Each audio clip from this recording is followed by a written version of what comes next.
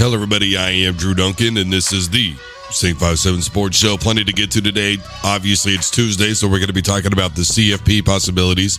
In addition, we're going to be looking forward to the games on championship weekend.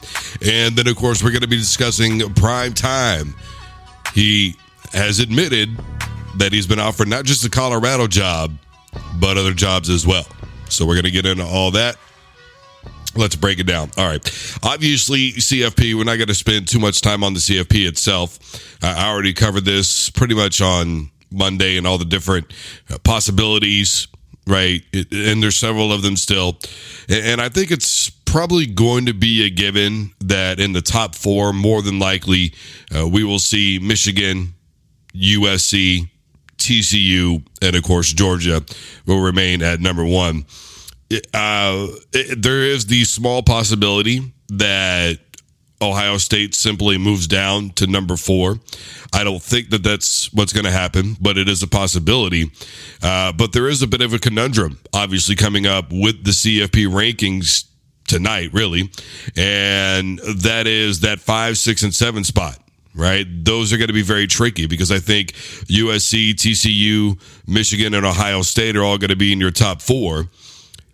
But let's not forget that Alabama was 7th in the CFP going into last weekend. They win handily over Auburn. And now it becomes tricky. Is Ohio State simply going to move down to 5? Because obviously LSU, they lost this past weekend. Clemson, they lost this past weekend. Do you jump USC 2 spots into that 4 spot, bring down Ohio State to number 5, and then put Alabama at number 6? And then, of course, who goes into that 7? Because obviously Oregon, they're out now with 3 losses. You've got Notre Dame. They were playing against USC, so they're not going to be moving up at all. So that 7 spot's going to get pretty tricky, especially with Clemson losing this past weekend. So that 5, 6, and 7 spot is going to be real difficult. Real difficult. And really, 4 through 7 is going to be difficult. Because, again, like I said, do they simply just bring down Ohio State because they do have wins over Penn State? They do have a win over Notre Dame. That's going to be kind of the question, right? So now you start looking at 4, 5, 6, and 7. Those are going to be the most difficult spots. And I think it's going to be interesting to see how the committee views each and every one of these teams that we just talked about, USC, Ohio State, Alabama, etc., going into this final weekend. Because where they rank everybody is pretty much going to be telling us exactly how they think this weekend is going to go. And just in case, Alabama still might get in. Because the way that the committee has seen Alabama this year, obviously, they're going to move up now into the CFP. Alabama could logically not play for a conference championship and still get in. If USC loses, if Michigan loses, if any of those 2 teams lose, TCU, we could very well see Alabama with 2 losses jump into the CFP. Nothing surprises me about the committee at this point.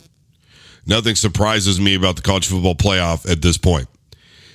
USC is going to be playing a Utah team that has already beat them this year. TCU is going to be playing a Kansas State football team that has already had a difficult time with them this season. What were they down, 28-10? It was Will Howard who had to take over for Adrian Martinez, who hasn't been available. There's no official word out on him yet going into the Big 12 championship game this weekend. He didn't play last weekend, so we don't know what's going to happen with Adrian Martinez. And Will Howard has been efficient, but he hasn't been great. He's been really just good enough. Deuce Vaughn and what he's capable of continues to carry that offense to me. What do you have, 180 last week on the ground, something like that? I mean, he's just insane. The fact that nobody's talking about him for a Heisman really blows me away. I'm not trying to take anything away from Caleb Williams. I'm not trying to take anything away from C.J. Stroud. But Deuce Vaughn is that guy. And the last time that TCU and Kansas State played each other, he only had 12 carries in that game, but he still had 7 yards per rush. So let that sink in. USC had a big lead on Utah. They end up losing that lead and, of course, losing the game. Utah's a team with a lot of fight. And I love watching them. It is 50-50 to me on whether or not USC is going to win that game. And the loss to Utah right now does hurt them because, again, what I have talked about is the fact that an SEC team in Florida that was not good this year ran through the Utah Utes. So that's going to be huge. USC, to me, is going to have to dominate that game, predicated upon what we see this weekend.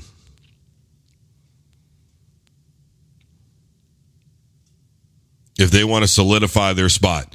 Pac-12 champion, potentially, yeah, but Alabama just creeping around right now. Creeping around right now in the eyes of the CFP. And they're not the only ones that see Alabama that way. In the AP, they're ranked number 6, I think in the coaches poll, right around the same area. So they're not the only ones that see it that way. It's going to be very interesting 4, 5, 6, and 7. Between Ohio State, USC, Alabama, and then who's ever next in there. Because, again, it's not going to be Clemson.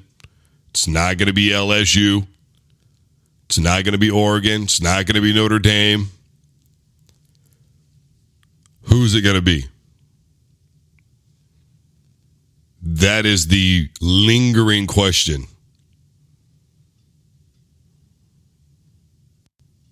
Is that the committee is not above moving people up. Do not forget. Now, I understand for the most part it's not the same people involved here, but let's not forget Ohio State being jumped from number 6 to number 3 over TCU years ago. And the committee ended up being justified when Ohio State ended up winning a national championship. Let's not forget that happened in real life.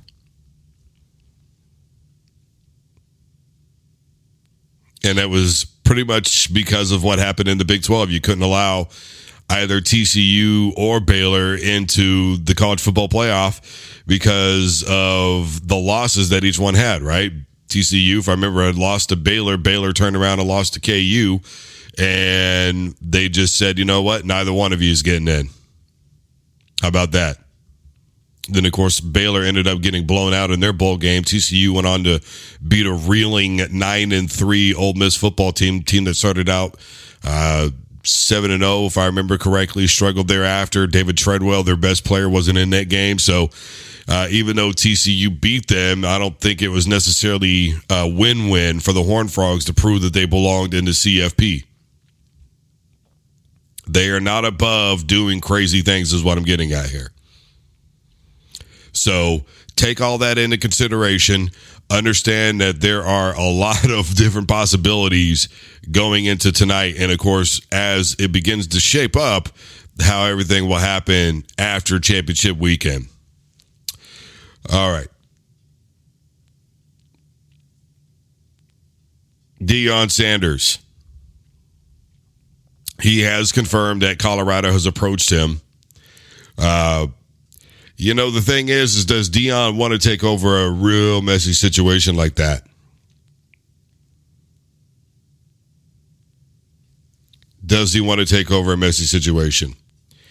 It's going to have to be serious recruiting. It's going to have to be, you know, look, very few coaches out there can be an Urban Meyer. You know, Urban Meyer, everywhere he went, he would win. He did pretty good when he was at Bowling Green. Then he goes on to Utah. They go undefeated. He ends up at Florida and takes over a bad football team there. They end up doing great. Then, of course, he goes on to retire, but then he takes on the Ohio State Buckeyes, and even though they couldn't play for a bowl game because of sanctions, he gets that team to go undefeated. The next season, they win a college football championship. Obviously, we know that he failed in the NFL, but as far as a college coach goes, he's been phenomenal. Alabama's coach, Nick Saban, took over a football team that really wasn't that great. And in a couple of years, he turned them into the dynasty that we see today. So when I look at Deion Sanders and obviously what he's done at Jackson State, he took over a pretty good football team, and he's kind of done an Urban Meyer thing. Because if I remember correctly, Jackson State, because of sanctions, can't play in the playoffs, but he could still possibly convince this team to go undefeated, much like an Urban Meyer did at Ohio State. What are we playing for? We're playing for pride, and it's about us, and that's it. We're going to show people that they better be damn glad that we can't play any further, because if we could, we would take you. Would Deion be willing to move up, go to Colorado, take on a very bad situation, a team that really hasn't been the same since the 90s when all the sanctions got hit? Yeah, this isn't that team with Cordell Stewart. We were talking about a team that couldn't do it in the Big 12. They haven't done anything in the Pac-12.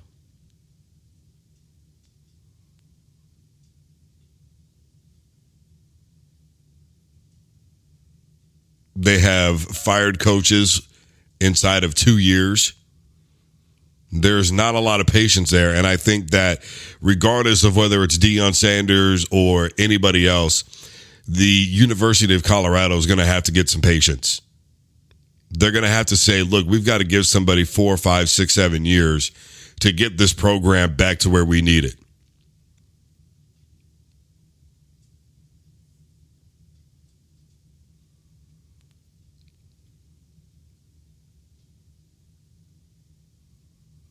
And I think that if they're smart, they'll take the Jim Boeheim Syracuse approach. Look, don't forget that Jim Boeheim, when he took over as coach for Syracuse, they weren't good.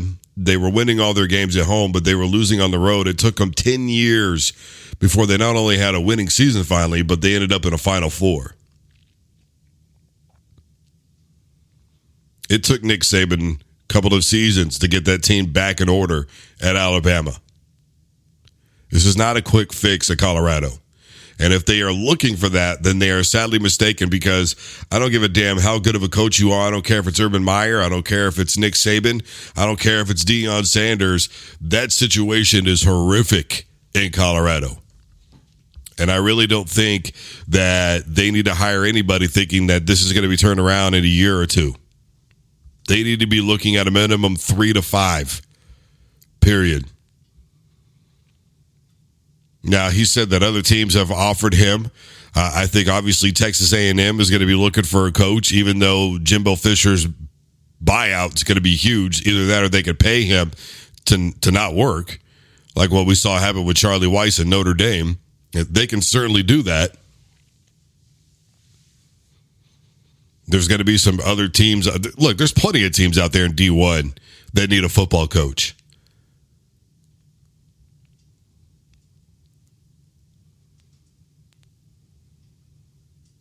Okay, so, we could be looking at the Miami Hurricanes. We could be looking at so many different football teams, and I'm not going to sit around and speculate all day, every day. We could be talking about the Nebraska Cornhuskers. We could be talking about so many different football teams that are in desperate need of a coach. Somebody to come in, rattle the program, shake things up, and get them back on track and do something different.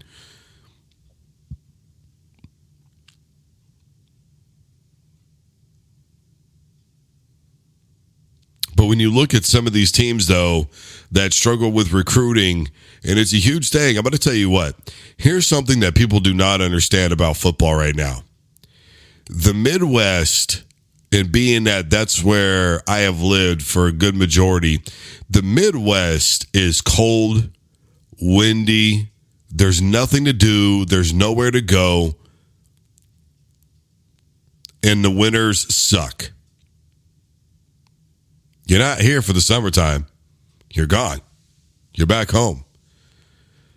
College kids don't want to go to nowhere Midwest town in the cold and the wind.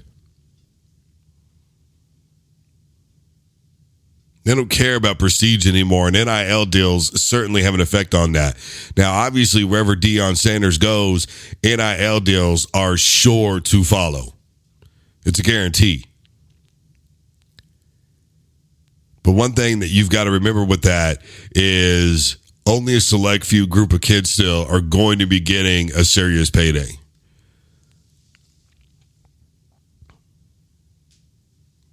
So let's all remember that even though those types of things will follow Deion, cold winter weather. Look how quick Caleb Williams jumped at the chance to head out to the sunny, beach-laden, 80-degree weather that is in California. Sunny skies, palm trees, women in bikinis, NIL money.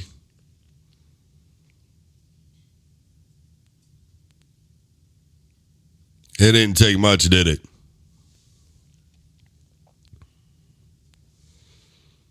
You don't believe me? Just watch. So wherever Deion goes, those types of things may follow. But Colorado's the same thing. Cold, snowy, icy. What is there to do in Boulder?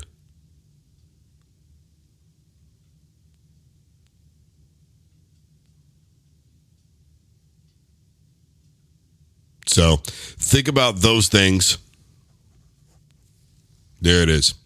Last thing I want to touch on here is Caleb Williams. He's been getting a lot of hate for the FND that he had painted on his fingernails. Look, guys, he's a college kid having college fun, playing against a rival team, reminding himself what he's playing for. He's playing to beat a rival. He's playing for a Heisman Trophy.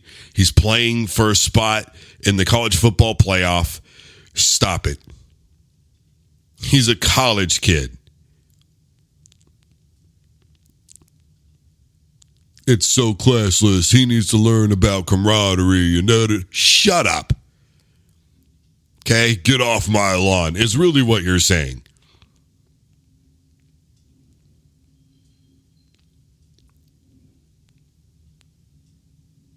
Just stop it. Okay?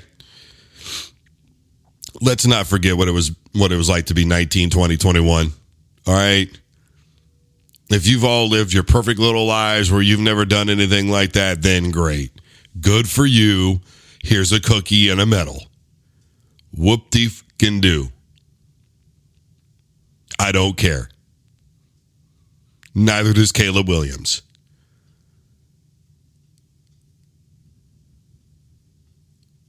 Okay? He's just a college kid having fun. Let him have his fun. Not everything deserves your nasty, mean opinion. All right? And I'm not one of those people that everybody deserves a trophy. I'm not saying it's not okay to say things about people. What I'm saying is there's just a time when it's okay to just shut the hell up. And by the way, if some camera guy hadn't mega zoomed in on him doing that, then nobody would have even known. Except for him and probably the guys on his team. Okay? So just chill out. It's all right. Nobody's hurt. Okay? I know it offended your little feelers, but nobody's hurt. He's just a college kid. Jeez. I swear, you people sometimes. I think a lot of you are all just bitter. Your own life sucks. Seriously. Before you try and jump on me, oh no, man, my life doesn't suck. Are you sure? Because if you're worried about a college kid who wrote FND on his fingernails where he wasn't intending really for anybody to see it, then you go right on ahead and tell me how your scrutiny of that proves to me that you are content and happy with your own damn life. Chill out, man. It's going to be okay. The sun will still shine tomorrow. You'll be fine. All right. Quick recap here. CFP, it's going to get real tricky with Ohio State, Alabama, USC. Oh, that's going to start to get real tricky. We'll see how that all plays out with the 4, 5, 6, and 7 spot. Obviously, 5 and 6 a little bit more important than number 7, but the way things have gone, we don't know. Again, Kansas State may not have Adrian Martinez going into this football game. Deuce Vaughn, to me, still probably the best running back in all of college football. I really believe that if they give him the football a lot more this time, they could close out and actually beat TCU. Not out of the realm of possibility. I've said over and over again, history has a tendency to repeat itself. Let's not forget that Kansas State has played spoiler before to OU in the Big 12 championship football game. Beat them 35-0, if I remember correctly. And then, of course, OU still got a shot in the BCS. But regardless of that, I think that Kansas State still could win, even without Adrian Martinez. Will Howard plays pretty good. He's not the greatest, right? But he's done what he's supposed to do, manage the games, all right? And that's really all you can ask for from your backup, all right? Obviously, Michigan's going to be playing Purdue this weekend. Purdue, another team that's played spoiler. They have a tendency to win games like this against teams that they are just not as good as, and they end up winning football games. This is what they do. They play spoiler. So we'll see how that all pans out. And then, of course, Ohio State's not going to be playing this weekend. Alabama's not going to be playing this weekend. So we'll see how this all turns out. USC already has lost to Utah. I think Utah could win this game again, but I also wouldn't be surprised if USC, revenge on their mind, ends up winning in a blowout this time. But Lincoln Riley just kind of 50-50 in these types of situations as a head coach. So we'll see how that all plays out.